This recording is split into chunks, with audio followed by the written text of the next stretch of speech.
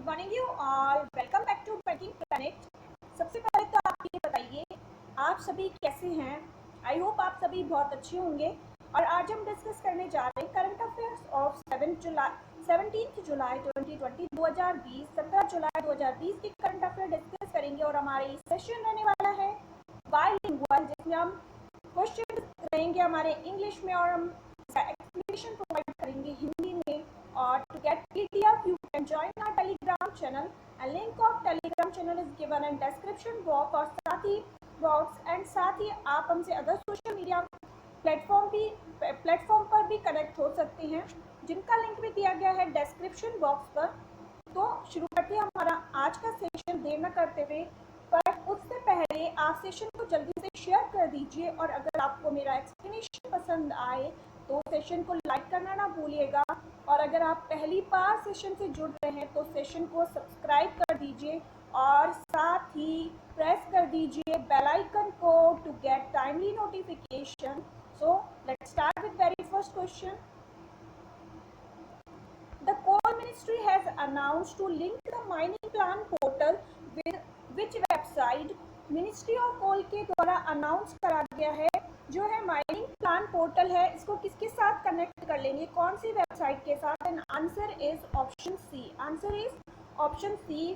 परिवेश जो है वेबसाइट, इसके साथ जो माइनिंग मिनिस्ट्री है, कोल एंड माइनिंग मिनिस्ट्री, इन्होंने अनाउंस करा है कि माइनिंग प्लान को ये परिवेश पोर्टल के साथ लिंक कर देंगे। इसके क्वेश्चन के फैक्ट्स देखिए, उससे पहले मैं आपको ऑप्शन से भी कुछ फैक्ट्स बता देती हूँ। युक्ति पोर्टल जो है HRD मिनिस्ट्री के द्वारा लॉन्च करा गया था और विद्यादान 2.0 भी लॉन्च करा गया HRD मिनिस्ट्री के द्वारा।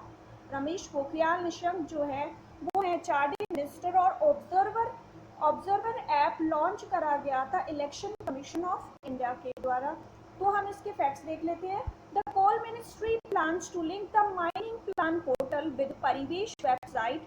Parivesh is a single window hub for online submission, monitoring and management of proposals submitted to the Environment Ministry by project proponents to seek various types of clearance. परिवेश portal क्या है? एक single window hub है जो कि online submission कर सकते हैं, मॉनिटरिंग कर सकते हैं और जितने भी प्रपोजल सबमिटेड किए गए हैं उनका मैनेजमेंट अच्छे से किया जा सकता है। इसलिए इन्होंने ये निर्णय लिया है to take environment clearance there is Parivesh portal.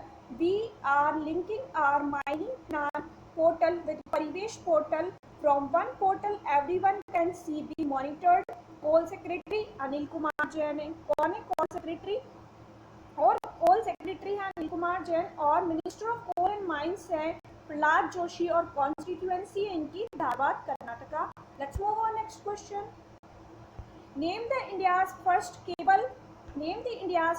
cable stayed rail bridge. India का पहला केबल स्टेड ब्रिज कौन सा है? एंड अंजी खाद ब्रिज जो है ये बन गया इंडिया का फर्स्ट केबल स्टेड ब्रिज। और हम इसके फैक्ट डिस्कस करें तो कर देते हैं। उससे पहले मैं आपको बता दूं बोगीबिल ब्रिज जो है इंडिया का सबसे बड़ा रोड रेल ब्रिज है। रोड रेल ब्रिज तो अगर एग्जाम में क्वेश्चन बनता है और SSC में तो डेफिनेटली बनता है और बैंक में भी बनता है कि ये कहाँ पर सिचुएटेड है। ये है इंडिया का लार्जेस्ट रोड रेल ब्रिज और ये है आसाम में सिचुएटेड ब्रह्मपुत्र नदी के पर। और उज्ज ब्रिज कहाँ है? जम्मू एंड कश्मीर के कठुआ डिस्ट्रिक्ट में, जम्मू एंड कश्मीर के कठुआ डिस्ट्रिक्ट में। और इसे लास्ट ईयर इनोग्रेट करा गया था हमारे जो डिफेंस मिनिस्टर है राजनाथ सिंह। और साथ ही साथ इसके साथ ही उज्ज ब्रिज के साथ ही उन्होंने एक और जम्मू कश्मीर में स्ट्रेटेजिकली इम्पोर्टेंट ब्रिज इनोग्रेट करा था, वो था बसंतर ब्रिज इनोग्रेट करा गया था उनके द्वारा और वो जम्मू कश्मीर के सांबा डिस्ट्रिक्ट में था। और भूपेन हजारिका ब्रिज भी है, ये आसाम का लार्जेस्ट ब्रिज है और ये भी असम में ब्रह्मपुत्र नदी के किनारे है। हम क्वेश्चन के कुछ फैक्ट्स देख लेते हैं। Option A is our answer. Anji Khad bridge project आप ये देख रहे हैं, ये इस इमेज से आपको समझ आ रहा होगा। अंजी Khad bridge project a big milestone for a better and more connected India, the countries first cable stayed Indian railway bridge. It will soon connect Katra and रेसी डिस्ट्रिक्ट, जो जम्मू कश्मीर की रेसी डिस्ट्रिक्ट है इनको and Kashmir railway Minister Piyush Goyal said that the ambitious project of Indian Railways is being constructed with the superior technology and engineering excellence according to details shared by the Railway Ministry. और आप ये बताइए, जब तक मैं fact discuss करती हूँ कि रेलवे बोर्ड के चेयरमैन कौन है। The countries first cable stayed railway bridge is being developed by Konkan railway. अब किसके द्वारा ये रेल ब्रिज जो है डेवलप करा गया, ये कोंकण रेलवे कॉर्पोरेशन लिमिटेड इनके द्वारा डेवलप करा गया, which is the government of India undertaking. The cable stayed railway bridge is a part of Udhampur Srinagar Baramulla rail link project. The Anji-Ghat Bridge has a single pylon standing at the height of 331 meters above the river bed. The total length of the Anji-Ghat Bridge is 473.5 meters. The length of the viaduct is 120 meter and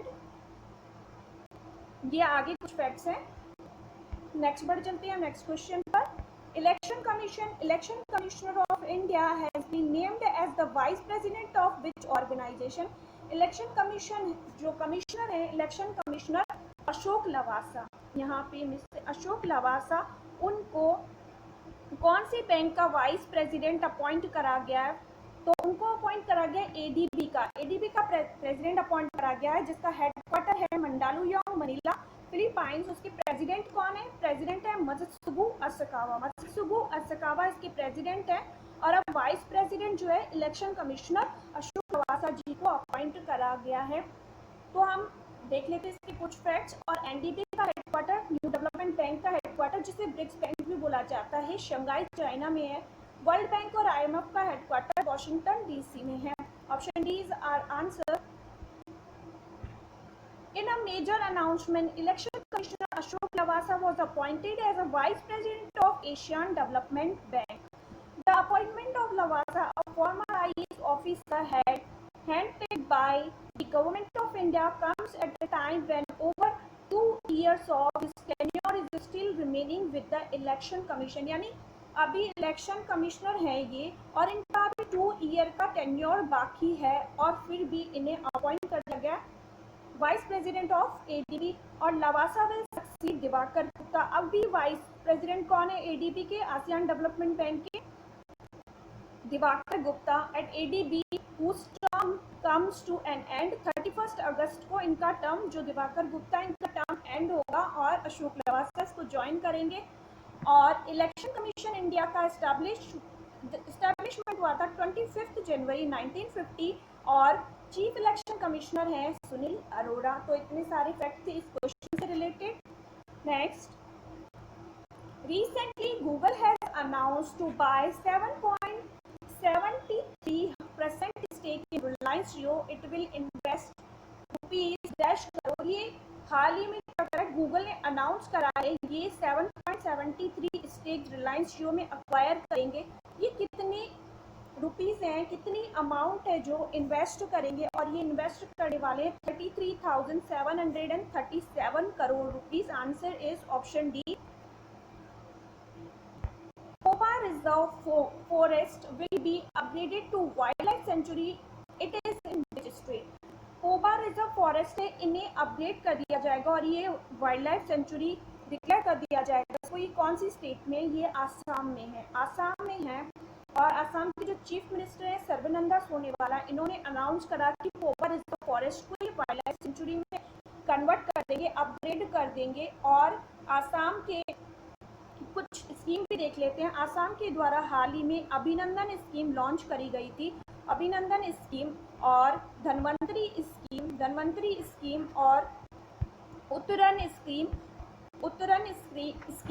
और शिशु सुरक्षा app, ये सारी schemes हैं असम की।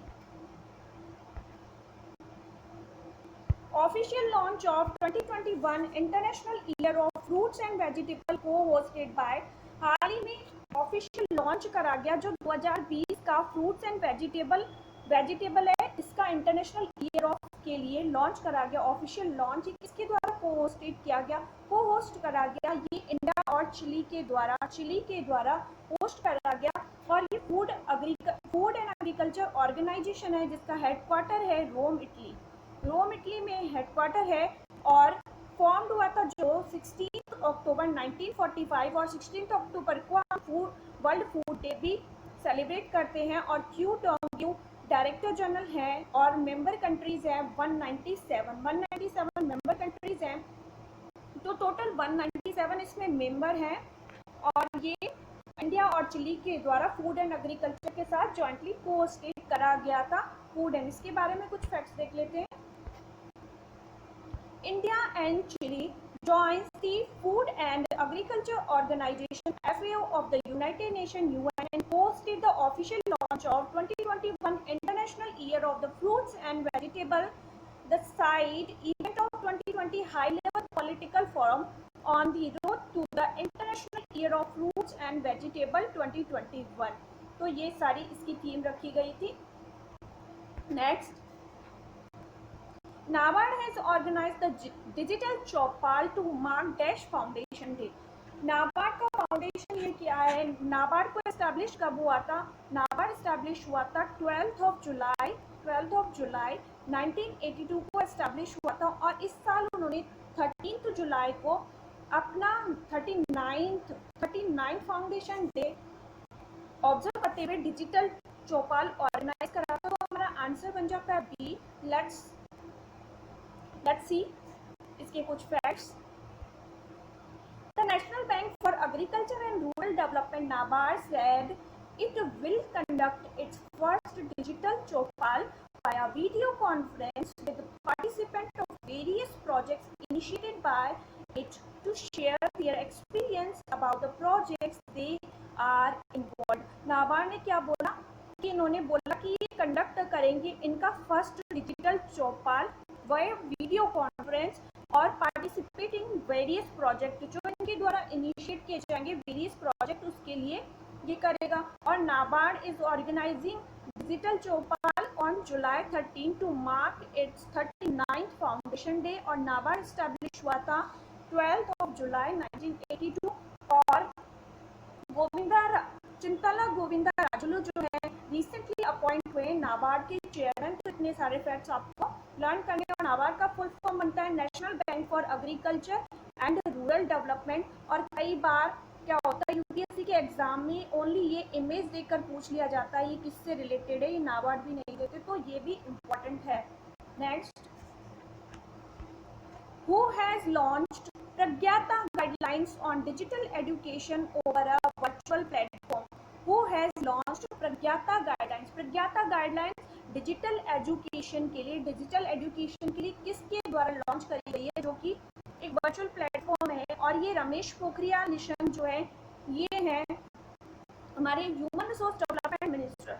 अब आप देखें, मैं एक चीज आप सब में कॉमन देख सकते हैं, इसकी एक तरीके से ट्रिक भी कहा जाता है। वैसे तो मल्टीपल रिवीजन ही इसका तोड़ है कि हम करंट अफेयर्स मैक्सिमम याद रख सकते हैं, लेकिन जो भी एजुकेशन से रिलेटेड होता है वो हमारे ह्यूमन रिसोर्स डेवलपमेंट मिनिस्टर ही करते हैं। तो ये भी रमेश पोखरियाल निशंक जी के द्वारा किया गया है और ये है एचआरडी मिनिस्टर। और इनके द्वारा अमित शाह होम मिनिस्टर हैं, राजनाथ सिंह जो हैं डिफेंस मिनिस्टर हैं और गजेंद्र सिंह शेखावत जल शक्ति मिनिस्टर हैं। और इनकी कॉन्स्टिट्यूएंसी है Jodhpur Rajasthan. Option A is our answer. इसके कुछ फैक्ट्स हैं। Ramesh Pokhriyal Nishank, Union Minister of Human Resource and Development, released the Pragyata guidelines on digital education over a virtual platform from Delhi in the presence of Sanjay Dhotरे। अब बताइए संजय धोत्रे कौन है? संजय धोत्रे हैं minister of state for HRD. तो human resource development के minister of state कौन है? Sanjay Dhotre. Union minister कौन है? Ramesh Pokhriyal Nishank. The guidelines were prepared by the Department of School Education and Literacy of the Minister of HRD. और ये प्रज्ञाता का ऑफिशियल वेबसाइट में जो मिनिस्ट्री है ह्यूमन रिसोर्स डेवलपमेंट की उस पर दिया गया है। नेक्स्ट, मिली जैदिया has recently announced his retirement from sports of soccer. He belongs to which country? मिली जैदिया के इन्होंने अनाउंसमेंट कर दिया रिटायरमेंट का और ये कौन सी से बिलोंग करते हैं और ये बिलोंग करते हैं ऑस्ट्रेलिया से। Option C is our answer, जिसकी कैपिटल है कैनबरा एंड करेंसी है डॉलर। कैपिटल क्या है? कैनबरा एंड करेंसी है डॉलर। और ये सॉकर प्लेयर थे और ये थे ऑस्ट्रेलिया से बिलोंग करते हैं। यूके की कैपिटल है लंदन, करेंसी है पाउंड स्टर्लिंग। हंगरी की कैपिटल है बुडापेस्ट, करेंसी है फॉरेन। मालदीव्स की कैपिटल है माले एंड करेंसी है रुपया। माले एंड रुपया, करेंसी है रुपया। Name the person who has won the Infra Business Leader of the Year Award 2020 at the first Rail Infra and Mobility Business Digital Awards. Question हमसे क्या कह रहा है? क्वेश्चन कह रहा है कि infra business leader award of the year 2020 2020 का इंफ्रा बिजनेस लीडर अवार्ड किसे दिया गया है? जो कि है first rail infra and mobility business digital award, और ये दिया गया है वेद प्रकाश जुडेजा जी को। वेद प्रकाश जुडेजा जी को ये अवार्ड दिया गया है। ऑप्शन ए हमारा बन जाता है answer. Option A is our answer. अब ऑप्शन से भी कुछ बात हम डिस्कस कर लेते हैं। अशोक कुमार, जो कि हमने कल ही डिस्कस करा था, अशोक कुमार जी के बारे में हमने कल डिस्कस करा था। इनको अवार्ड दिया गया था मोहना बागान क्लब के द्वारा। मोहना बागान क्लब के द्वारा अवार्ड दिया गया था लाइफ टाइम अचीवमेंट अवार्ड। के सिवान जी को वॉन कर्मन अवार्ड दिया गया था, वॉन कर्मन ऑर्गेनाइजेशन के द्वारा वॉन कर्मन अवार्ड दिया गया था। और ये थल्लापति प्रदीप है, इनको 25th, ये आईआईटी मद्रास के प्रोफेसर है और इनको 25th निक्की एशिया प्राइज दिया गया था। निक्की एशिया प्राइज दिया गया था इनको।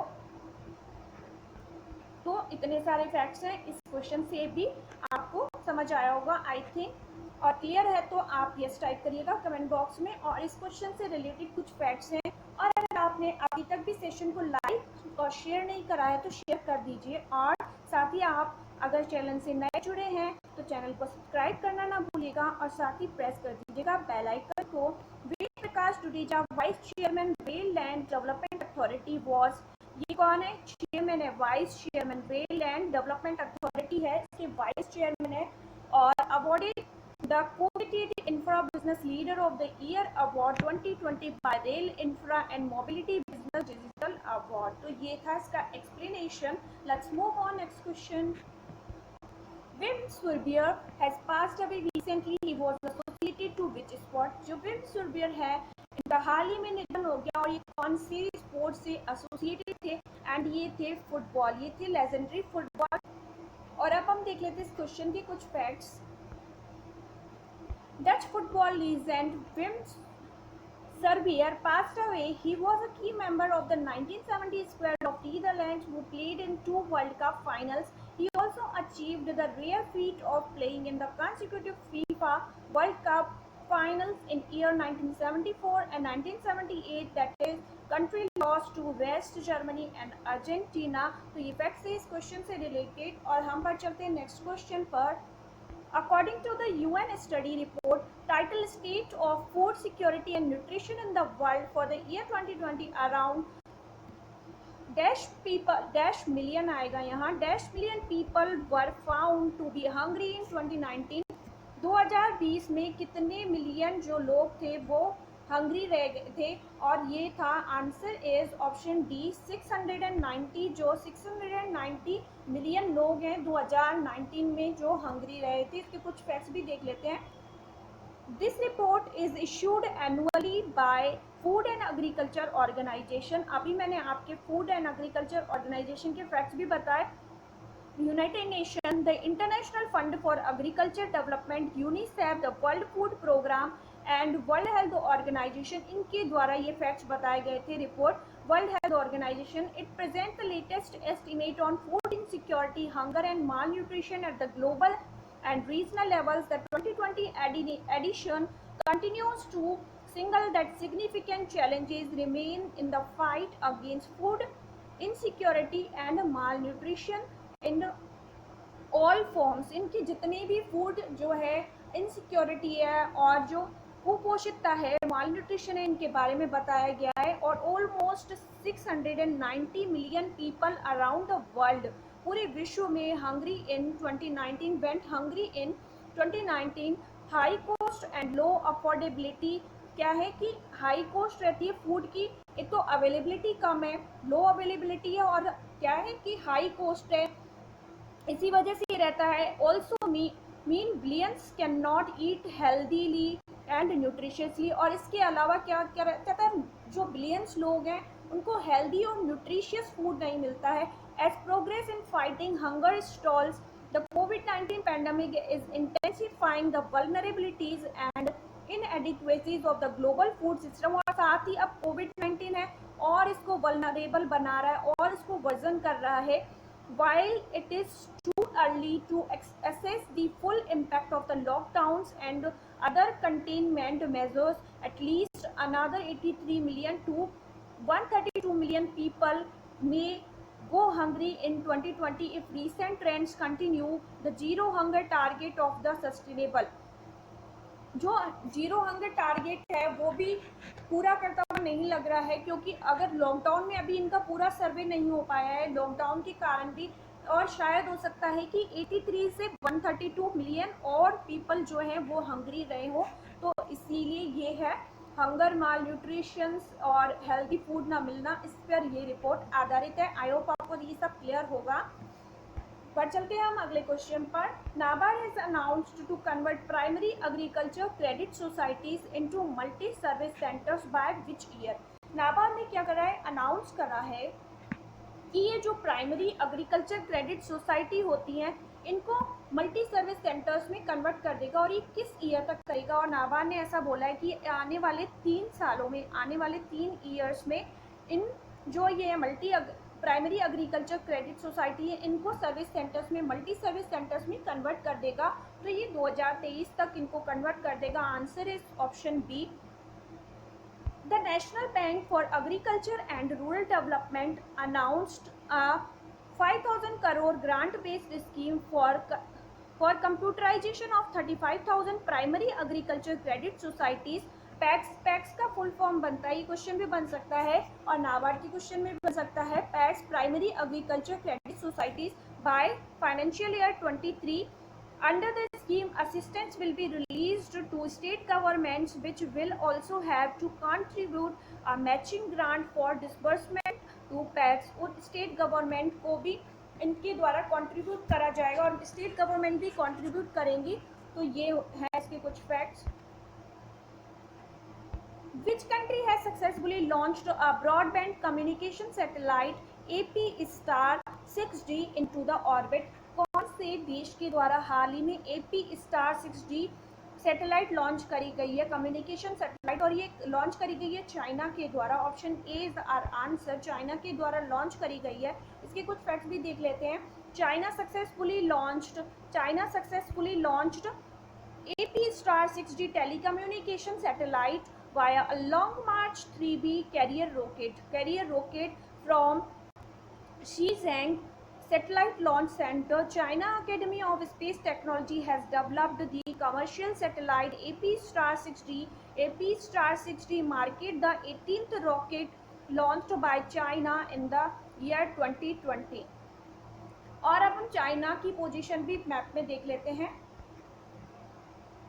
चाइना आप देख रहे हैं, ये है जो सेंटर में आपको दिख रहा है, ये चाइना है, जहाँ इंडिया से यहाँ इसकी बॉर्डर टच होती है। तो ये है चाइना। चाइना की कैपिटल क्या है, बीजिंग, और करेंसी क्या है, करेंसी है रेनमिनबी एंड युआन। और चाइना के प्रेसिडेंट कौन है, जी जिनपिंग है। जी जिनपिंग प्रेसिडेंट है और ये पोजीशन है चाइना की। Dash has facilitated a new functionality for banks and post offices for them to calculate the TDS applicability rates on cash withdrawal। किसके द्वारा लॉन्च करा गया, एक फंक्शनलिटी, एक टूल लॉन्च करा गया जो कि बैंक्स और पोस्ट ऑफिसेज को क्या करेगा, उनको कैलकुलेट करने के लिए TDS, इसकी एप्लीकेबिलिटी रेट्स पर और कैश विड्रॉवल के लिए वो हेल्प करेगा।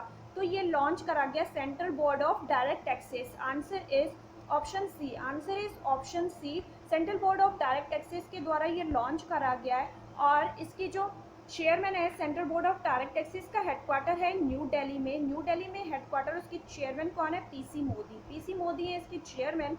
और CBIC central board of indirect taxes and custom के चेयरमैन कौन है? एम अजीत कुमार इसकी चेयरमैन है और इनका रिसेंट अपॉइंटमेंट है। RBI के गवर्नर हैं शक्तिकांत दास और सेबी के हेड हैं अजय त्यागी और इसका हेडक्वार्टर है मुंबई में। The Income Tax Department has facilitated a new functionality for banks and post offices for them to calculate the TDS applicability rates on cash withdrawal of about 20 lakh in case of non-filer of the income tax return and that of about 1 crore in case। जो income tax file करते हैं ना उनके लिए तो कितना cash withdrawal की applicability के लिए दिया है 20 लाख। जो टैक्स फाइल नहीं करते हैं, जो नॉन फाइलर है, उनके लिए 20 लाख तक की, और जो फाइल करते हैं उनके लिए सीमा क्या रखी गई है 1 करोड़ की। Case filer income tax return so far more than 53,000 verification requests have been executed successfully on this facility said Central Board of Direct Taxes। अभी तक 53,000 वेरिफिकेशन हो चुकी हैं और ये central board of direct taxes के द्वारा डेटा दिया गया है which has been available as a verification of applicability. ये है इसका नंबर U/S194N और इस वेबसाइट पर www.incomeTax.india.filing.gov.in पर ये किया जा सकता है। सिंस 1 जुलाई 2020 1 जुलाई से ही स्टार्ट कर दिया गया is also made available to the banks through web services so that entire process can be automated and be linked to the bank's internal core banking solution। तो ये इतने सारे फैक्ट्स हैं। Clear? Next, name the person who has received the USIBC Global Leadership Award 2020। हाल ही में किसी USIBC global leadership award 2020 से नवाजा गया है। And answer is both A and D। Option B है आर आंसर। एन चंद्रशेखरन और जिम टाइसलेट इनको अवार्ड दिया गया है USIBC अवार्ड। और जावेद अख्तर जो थे पहले इंडियन बन गए थे जिनको दिया गया था रिचर्ड एंड डॉकिंस अवार्ड। तो हम इसके कुछ फैक्ट्स भी देख लेते हैं। Tata group chairman N Chandrasekaran and Lockheed Martin CEO Jim Taiclet will receive the USIBC Global Leadership Award this year। Business Advocacy Group USIBC said on Tuesday every year the USIBC Global Leadership Award are conferred upon executives in the recognition of outstanding leadership and for promotion Indo-US Trade and Business Washington based US India Business Council। इसका full form क्या बनता है? US India Based Business Council, US India Based Business Council। और ये हर साल क्या करता है US और इंडिया के बीच में जो है ट्रेड को बढ़ावा देने के लिए, बिजनेस को बढ़ावा देने के लिए, आउटस्टैंडिंग लीडरशिप के प्रमोशन के लिए अवार्ड दिया जाता है। तो इस साल इन दोनों को अवार्ड दिया गया है। So that was it for today. Stay tuned, stay safe, have a nice day. Like, share and subscribe।